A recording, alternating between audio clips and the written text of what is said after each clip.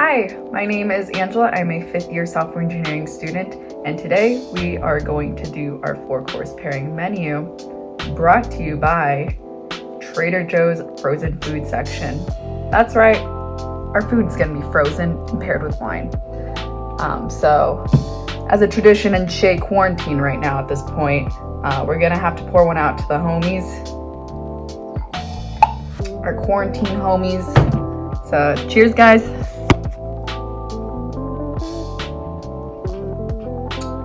And let's get started.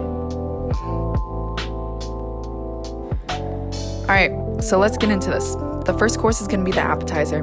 This is gonna be a spanakopita, and honestly, I've never had a spanakopita before, and who knows what really drove me to buy it, that one faithful Trader Joe's grocery trip. But from a quick Google search, I've learned that it's a Greek spinach pie. The filling consists of a blend of spices, feta and ricotta cheese, and of course spinach. First impressions were that A, I should really wait for the food to cool down before eating it from the oven, and B, it was a little bit salty from the feta, but the crunch of the phyllo dough brought it together and provided some kind of airiness. Overall, I still enjoyed this new-to-me food. For the wine pairing, I wanted to go with something that had a light to medium body since the phyllo dough provided that airiness to the spanakopita. The wine I picked was a Conta Priola 2018 Pinot Grigio Veneto. This is an old world wine from Veneto, Italy, has a medium body and acidity, and is a Pinot Grigio / Pinot Gris grape.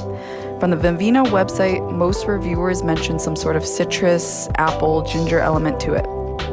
This would make a great pairing just because the acidity of the citrus from the Pinot Grigio can pair well with the predominantly acidic feta filling, which has a pH around 4 to 5. So we're trying to complement the intensity of the feta with the intensity of the citrus taste from the wine. Also, most spanakopita has usually some lemon zest in it, aka that citrus element, that could pair well with the citrus taste found in the wine. Not particularly this one, but in general, we're able to match like with like. On to the second course.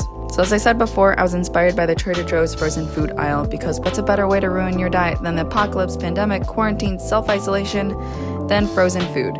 This means that the second pairing is not going to be a super salad, mainly because that's also just not my style. This course is going to be a falafel from Trader Joe's paired with a lemon dill hummus from Wegmans that I absolutely adore. For people that don't know what a falafel is, it is a Middle Eastern dish known to originate from Egypt that consists of chickpeas, fava beans, and mainly herbs and spices like cilantro and parsley.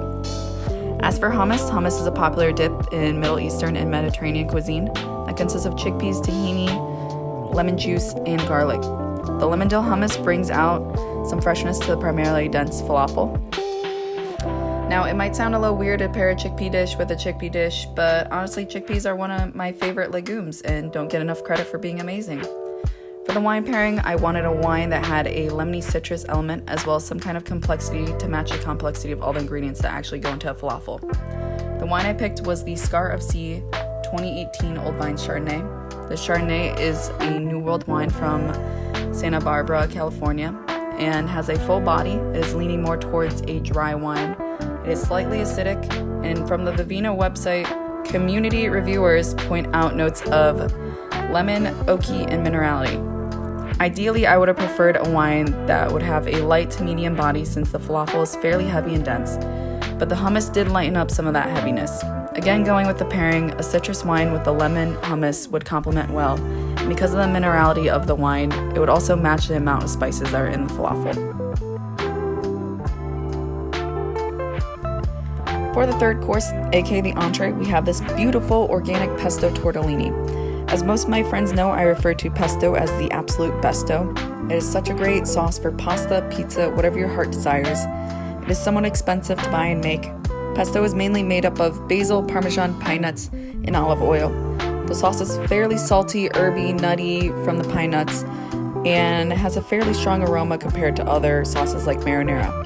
For the wine pairing, I chose the Marque de Rical 2017 Sauvignon Blanc, which is a New World wine from Rueda, Spain, that has a medium body, medium dryness. The grapes are Sauvignon Blanc. There's a slight acidity, but not too overbearing for the pairing. From the Vivino website, community reviewers say that there's notes of citrus, grass, and green herbs. This is another pairing where I wanted to pair like with like. The citrus and the grassiness of the wine would complement with the nutty and herbalness intensity of the pesto and tortellini. finally, the dessert course, my favorite course. The dessert course is a chocolate chip cookie vanilla ice cream sandwich. According to the internet, this is a faux pas, but I decided to go ahead mainly because what rules are there in shake quarantine? So the faux pas apparently is that you're not supposed to pair ice cream with wine. It's something to do with the fact that the palate cools down too much, so the taste is a little different than the true taste. There is a compromise to this. Apparently you just wait 20 seconds after eating ice cream to drink wine so your palate warms up again. This is a good enough compromise for me to pair it with a ruby port. I chose the Quinta do Sagrado ruby port, which is a New World wine from Porto, Portugal. The grapes are a blend of these grapes that I literally do not know how to pronounce, but all we need to know is that it's a port blend of red grapes. Ruby ports are dessert wines that are made to be drank young. This wine has a full body, medium to high acidity, with a balanced fruitiness of plum and cherry. This wine is recommended to go with chocolatey desserts, so I think this would be a great pairing due to the sweetness of the port complementing the sweetness of the chocolate. The only downside here is that I'm not completely sure how the acidity levels would affect the palate after eating the ice cream sandwich, but overall I think this would make an interesting pairing. Okay, to wrap things up, we're going to do an overview of all the pairings. The first course is the appetizer, the Spanna Capita and the Conte Priola 2018 Pinot Grigio Veneto. The second course, the soup/salad, aka the appetizer part 2, the falafel and lemon dill hummus with the Scarf C 2018 Old Vine Chardonnay. The third course, the entree, the pesto tortellini with the Marque de Rical 2017 Sauvignon Blanc. And finally, the dessert, the chocolate chip ice cream sandwich with the Quinta do Sagrado ruby port. This is my Shake Quarantine 4-course wine and food pairing, and I hope y'all enjoyed. Bon appetit!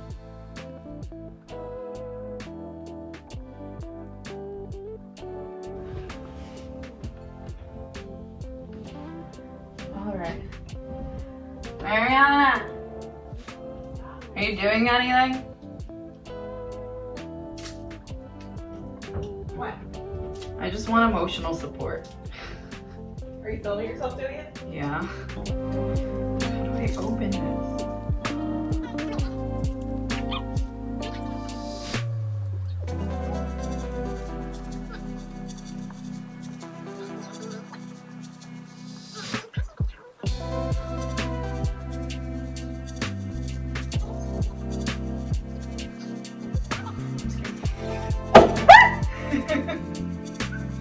Oh, thank God I didn't do this over my computer. You want champagne?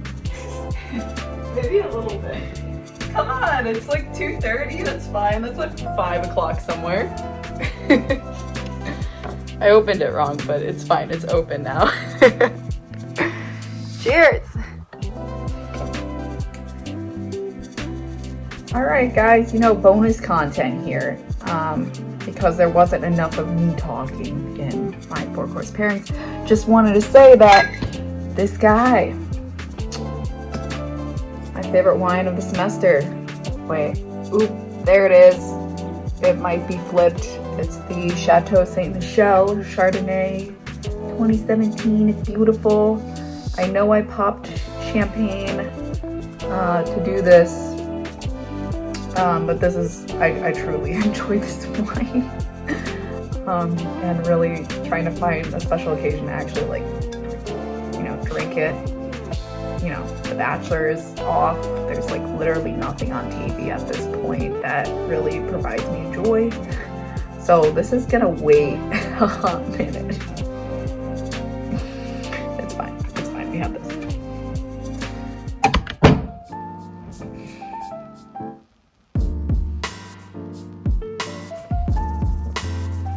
Man, that really does do that.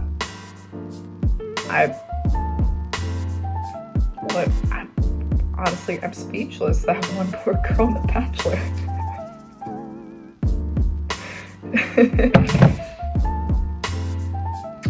I just wanted to say, thank you, alcohol.